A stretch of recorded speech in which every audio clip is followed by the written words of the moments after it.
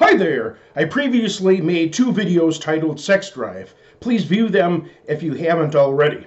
I explained what sex drive is, then refuted 9 major points of those claiming that women have a sex drive just like men.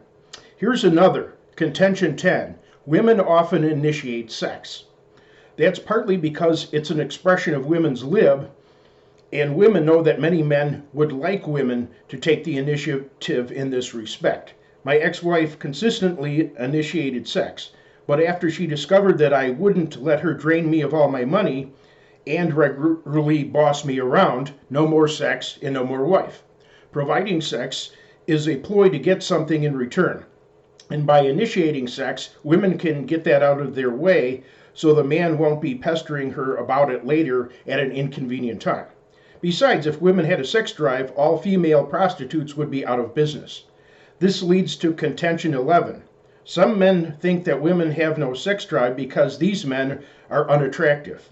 Yet in 1995, famous handsome actor Hugh Grant, who was married to the beautiful Elizabeth Hurley, was arrested for having solicited prostitute Divine Brown. Both their mugshots are on the internet. So even someone like Hugh Grant must pay for it one way or the other. And I went to school with a guy named Brian Spazinski, whom I thought was the most attractive guy there was. He's the brother of a man with clearly movie star good looks, actor Robert Spazinski. Robert appeared in the TV series Cafe Kremlin, The Boss, and Chicago Code, and in the movies The Promotion, Fred Claus, The Lake House, and Derailed. The difference was, instead of Robert's dark hair, Brian was blonde, and Brian was in fantastic shape. Robert was in good shape too, but Brian was in fantastic shape, holding all our school's weightlifting and track and field records. Yet Brian is still single in his 50s. So the physical alone cannot attract women, showing that they have no biological physical drive. So in desperation to prove his point, a leftist showcased the reports of men claiming to have been raped by women, even claiming to have been force-fed Viagra, even making it into police reports, etc., which nobody sees that. Yet no woman is in prison for forcing a man into sexual intercourse. Zero. This is a giant hoax, a conspiracy to fool men into thinking that women have the same desires they do. That's because traditionally women were required to get married, stay married, and provide sex, as is still often the case in some countries. By fooling men into thinking that women are like men, men give them equal rights, and they use these rights to avoid men. So for many men, no marriage, no sex, no companionship, no family, and no stable society, since men have swallowed this poisonous lie. Per masturbation, some religious leaders still condemn it as a major sin. That's sexism and discrimination against single men who have a far higher propensity for solitary masturbation than women or married men due to their biology and life circumstance. If masturbation is a grievous sin, then law-abiding folks who worship God, follow the golden rule, and help make the world a better place, yet who masturbate regularly, are far more sinful than ungodly, sadistic murderers who don't masturbate, since their crimes are less frequent. Of course, we know that's nonsense, so you got to think about that. Some reason that if they're in their minds that if they're already committing abominations regularly, they might as well engage in all sorts of sexual or other immorality and so do. One priest said, "You must put a filter in your heart."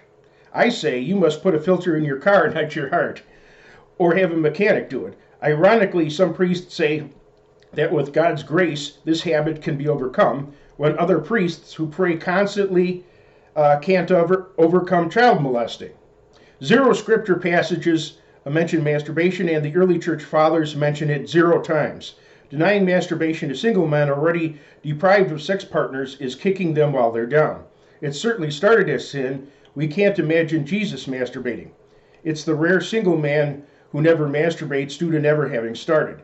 but it continues as either very minor sin or none at all if it's uncontrollable. And it's not controllable if you can stop it, but then cannot function properly. A years-long habit changes one's brain and body chemistry. The unnatural becomes natural for that person. You cannot pray away your biology nor override it through willpower. Biology always wins out.